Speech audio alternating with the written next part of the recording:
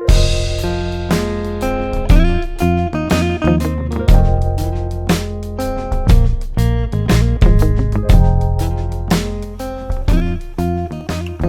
Everyone. सो अगला जो lecture है अभी ये वाला, ये क्या है, क्रॉस मल्टीप्लिकेशन मेथड पे है। ठीक है, तो इसे डिस्कस कर लेते हैं। तो जनरली क्या होता है, लीनियर इक्वेशन में आपको दो इक्वेशन गिवन होती है। ठीक है ना। अभी हम लोग बेसिक देख लेते हैं कि मेथड क्या बोलती है। ठीक है, इस बेसिक के बाद में इसकी एडवांस चीज़ें डिस्कस करेंगे। ठीक है ना, क्योंकि मुझे ऐसी उम्मीद है कि इसमें काफ़ी चीज़ें ऐसी होंगी जो आपने पहले नहीं देखी होंगी। ठीक है ना, सो देख लेते हैं, है ना। अभी इसको क्या होता है, इसको जब भी ये मेथड अप्लाई करते हैं तो हम यहाँ से स्टार्ट करते हैं, ये b1/b2 वाले कॉलम से। तो सबसे पहले मैं लिखता हूँ b1/b2, उसके बाद में c1/c2 ये वाला कॉलम, फिर लास्ट में a1/a2, और फिर से उसके बाद में जहाँ से स्टार्ट किया था वहाँ से b1/b2। अब इसके ऊपर लिख लेता हूँ x, इसके ऊपर y, और ये कांस्टेंट बता रहा है तो 1। ठीक है, इसके बाद में करना कुछ नहीं है, क्रॉस मल्टीप्लाई करना है, इसीलिए इसको क्रॉस मल्टीप्लिकेशन मेथड बोला जाता है ना। तो x के नीचे आपका आ जाता है b1 इंटू c2 और minus b2 into c1। Same y के नीचे क्या आ जाता है, c1a2 और माइनस c2a1। सेम ये 1 के नीचे आ जाता है a1b2 और माइनस a2b1, ये ऐसा। ठीक है, अभी अगर मैं कंपेयर करूं फर्स्ट और थर्ड को तो आपको x मिल जाएगा, और सेकेंड और थर्ड को कंपेयर करोगे तो y मिल जाएगा। तो फर्स्ट और थर्ड को मैं कंपेयर करता हूं तो मेरा जो x मिल रहा है वो है b1c2 minus b2c1, a1b2 minus a2b1। ठीक है, सेम आप अगर 2 और 3 को कंपेयर कर रहे हो तो जो आपको y मिल रहा है वो है, ठीक है, ये x मिल गया, ये y मिल गया, है ना। तो इसको आप सॉल्व करोगे, उससे आपको x और y की वैल्यू मिल जाती है। ठीक है, अब देखने में थोड़ा सा टिपिकल लग रहा है, पर एक्चुअल में ये मेथड कई बार काम आती है आपकी। ठीक है ना, क्रॉस मल्टीप्लिकेशन मेथड। और आप अगर इसे थोड़ा ध्यान से देख पाओगे ना, अगर आप इसे थोड़ा ध्यान से देख रहे हो ना, तो ये एलिमिनेशन मेथड ही है। जो मेथड आपने वो देखी है, वो इक्वेटिंग द कोएफिशिएंट, है ना, सेम वही मेथड है, अगर आप इसे थोड़ा ध्यान से देखो। ठीक है, अभी देखो मैं आपको बताता हूँ। अगर मैं यहाँ पे x को एलिमिनेट करना चाहता हूँ, मतलब कि x के कोएफिशिएंट सेम होना चाहिए, है ना। x के कोएफिशिएंट क्या होना चाहिए, सेम। मतलब कि यहाँ पे a1 दिख रहा है, यहाँ पे a2 दिख रहा है, इसमें अगर मैं पूरी इक्वेशन में a2 का मल्टीप्लाई कर दूं और इस पूरी इक्वेशन में a1 का मल्टीप्लाई कर दूं, तो ये a1 और a2 ये a1 a2 हो जाएगा, और ये a2 और a1 मिलके ये a1 a2 हो जाएगा, और ये सब्ट्रैक्ट हुए तो ये कैंसिल हो जाएगा। ठीक है, अब देखो मैं जैसे ही मल्टीप्लाई करता हूँ तो ये हो जाएगा a1 a2x plus b1 a2y plus c1 a2 equal to 0, और ये वाला हो जाएगा मेरा कितना, a1 a2x plus b2 a1y plus c2 a1 equal to 0। अभी अगर मैं इसको सब्ट्रैक्ट कर दूं तो ये कैंसिल हो गया, है ना, और ये कितना आया, y मैंने कॉमन लिया, अंदर आया b1 a2 minus b2 a1, और ये वाली चीज़ कितनी आई, plus c1 a2 minus c2 a1 और इक्वल टू में 0। इसको इस तरफ भेज दो, तो इस तरफ भेजने में जो पॉजिटिव होगा वो नेगेटिव, जो नेगेटिव होगा वो पॉजिटिव। नेगेटिव है c2a1, तो वो उधर जाके पॉजिटिव होगा, तो ये पॉजिटिव हो गया c2a1 और माइनस c1a2, और डिवाइड में आ जाएगा y का coefficient, that is b1a2 minus b2a1। अभी देखो यही तो है y, देखो ये रहा y, ये वाला और ये वाला पार्ट आपका सेम है ना। इसमें आपको कोई भी कंफ्यूजन लग रहा हो तो एक बार देख लो, ये दोनों सेम ही है ना। ये बस ऐसा लिखा हुआ है c2a1 minus c1a2, bye B1A2 minus B2A1। यहाँ पे ये आगे पीछे लिखें बस, तो कुछ नहीं है, इसमें से माइनस साइन आप कॉमन लोगे तो ये वापस यही का यही बन जाएगा। दोनों चीज़ें सेम लिखिए। तो आप देख रहे हो इक्वेटिंग द कोएफिशिएंट वाली मेथड ही मैं अपना रहा हूँ, है ना, लेकिन उसको लिखने का तरीका बताया है। एक शॉर्ट ट्रिक तरीके से होता है ना कि इसको शॉर्ट तरीके में कैसे लिखें, तो वो आपको बताया है इसने बस, ठीक है ना, ओके ठीक है। तो आपको एक चीज़ क्या पता लगी है कि ये एक्चुअल में cross multiplication method elimination method ही है, बस ये लिखने का तरीका थोड़ा सा चेंज हुआ है इसमें, है ना, लिखने का तरीका थोड़ा सा वेल अरेंज हुआ है, और वो भी तब जब आप इसे याद कर पाओ, ठीक है। अब देखो इसमें भी एक कंडीशन है, आप इन दोनों को ध्यान से देखो कि क्या हो अगर ये नीचे वाला पार्ट ज़ीरो हो जाए। तो अगर ये A1/B2 सॉरी A1B2, इसको ज़रा अभी दिख रहा है, हाँ, A1B2 माइनस A2B1 अगर आपका ज़ीरो हो गया तो फिर, है ना, दिक्कत हो जाएगी।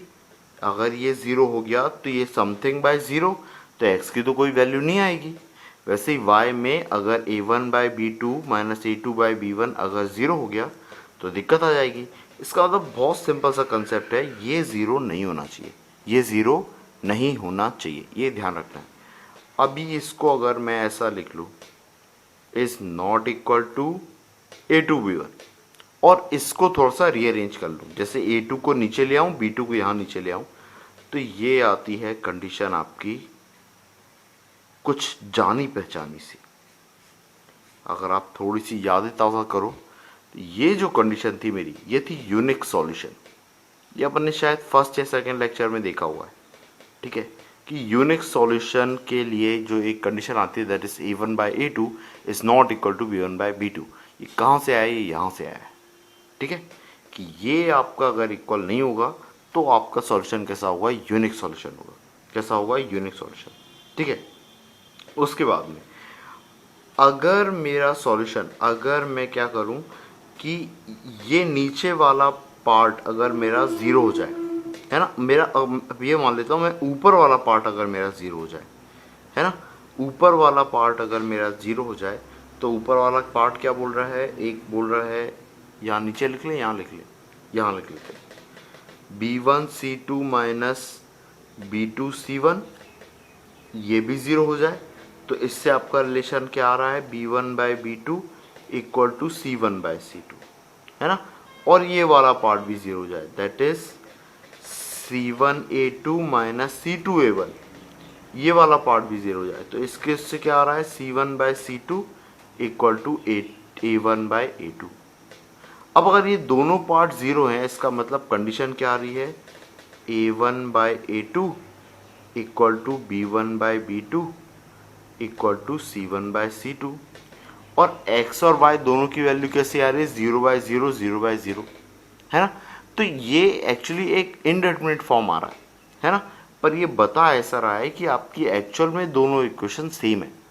एक्चुअल क्या है? दोनों इक्वेशन आपकी सेम है। दोनों इक्वेशन सेम है मतलब लाइन एक के ऊपर एक बनी हुई है, लाइन एक के ऊपर एक बनी है, इसलिए ये कंडीशन जो होती है ये होती है इन्फाइनाइटली मैनी सॉल्यूशन के लिए। किसके लिए? इन्फाइनाइटली मैनी सॉल्यूशन के लिए, ठीक है। इतना समझ में आया, है ना। अब देखिए इसमें एक और चीज़ होती है ना, कौन सा फॉर्म? जब आपका A1/A2 इक्वल टू किसके हो जाए? B1/B2 के हो जाए। A1/A2 किसके इक्वल हो जाए? B1/B2 के इक्वल हो जाए, है ना, मतलब कि ये नीचे का पार्ट मेरा ज़ीरो हो जाए, तब ये कंडीशन आ रही होगी, ये वाली, है ना। तो इसके बाद में ऊपर के पार्ट अगर मेरे ज़ीरो नहीं हो, ऊपर के पार्ट अगर ज़ीरो नहीं हो, इसका मतलब क्या कंडीशन? B1C2 माइनस B2C1, ये मेरा ज़ीरो नहीं हो, तो इससे रिलेशन मेरा क्या आएगा? B1/B2 is not equal to C1/C2, और ये वाला पार्ट मेरा ज़ीरो नहीं हो, that is C1A2 minus C2A1 is not equal to zero, तो यहाँ से आएगा C1/C2 is not equal to A1/A2, ठीक है। तो इन तीनों इक्वेशन को जब आप कंबाइन करोगे तो ये मुझे क्या दे रहा है?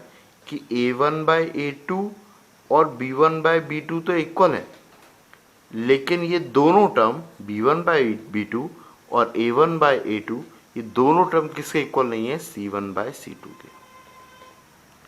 तो उस केस में हो क्या रहा है, x मेरा कोई कांस्टेंट डिवाइड बाय 0 और कोई कांस्टेंट डिवाइड बाय 0 आ रहा है, मतलब ये कंडीशन बताती है नो सॉल्यूशन को।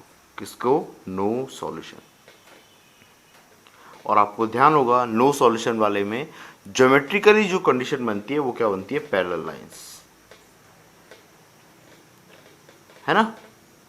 यूनिक सॉल्यूशन में इंटरसेक्टिंग लाइंस और इसमें कोइंसिडेंट लाइंस। कोइंसिडेंट मतलब कि एक के ऊपर एक, ठीक है, ऐसा, ठीक है। तो होपफुली आपको एक क्रॉस मल्टीप्लिकेशन मेथड समझ में आई हो, ठीक है।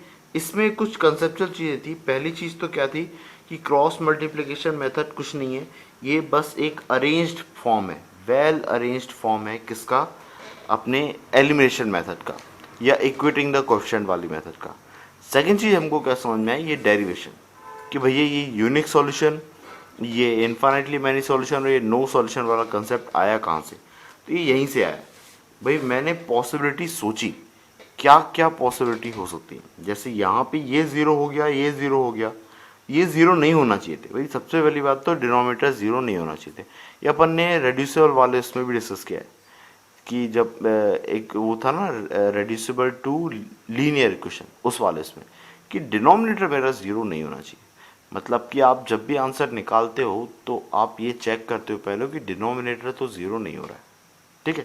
तो डिनोमिनेटर ज़ीरो नहीं होना चाहिए तब जाके मेरा सॉल्यूशन आएगा। तो मैंने पहली कंडीशन लगाई, डिनोमिनेटर मेरा ज़ीरो नहीं होना चाहिए, तब मेरा सॉल्यूशन आएगा, वो यूनिक सॉल्यूशन की कंडीशन होगी। अब अगर डिनोमिनेटर ज़ीरो हो गया तो दो कंडीशन हो सकती है, न्यूमरेटर भी ज़ीरो हो जाए दोनों, या फिर दोनों न्यूमरेटर ज़ीरो नहीं हो, ठीक है। अब आप बोलोगे नहीं सर दो कंडीशन और भी बन सकती हैं कि एक ज़ीरो हो जाए एक ज़ीरो नहीं हो, एक ज़ीरो हो जाए एक ज़ीरो नहीं हो। ऐसा नहीं होगा बेटा, ठीक है। या तो दोनों ज़ीरो होंगे या तो दोनों ज़ीरो नहीं होंगे, ठीक है। चलिए तो देखते हैं इस वाले में, है ना, कि इस वाले में अगर ये तीनों इक्वल हुए तो ये क्या है, इनफाइनाइटली मैनी सॉल्यूशन, और ये वाला नो सॉल्यूशन, ठीक है। होपफुली इतना समझ में आया हो आपको। इसके बाद में हम लोग थोड़ा एप्लीकेशन बेस्ड चीज़ें भी डिस्कस करेंगे, ठीक है। एग्जाम्पल्स में ऐसा कुछ खास नहीं है, आप तो जनरली जैसे हम क्वेश्चन करते हैं वैसे ही क्वेश्चन आएंगे आपको इस पर, और आपको करना इस तरीके से, ठीक है। तो इसको करने का तरीका मतलब आपको जब स्कूल्स में लिखना होगा तब आपको इस तरीके से लिखना पड़ सकता है। आप सिस्टमेटिकली ऐसा लिखो, है ना। और लिखने में कोई कंजूसी मत करना बेटा, लिखा होता है तो ही नंबर मिलते हैं।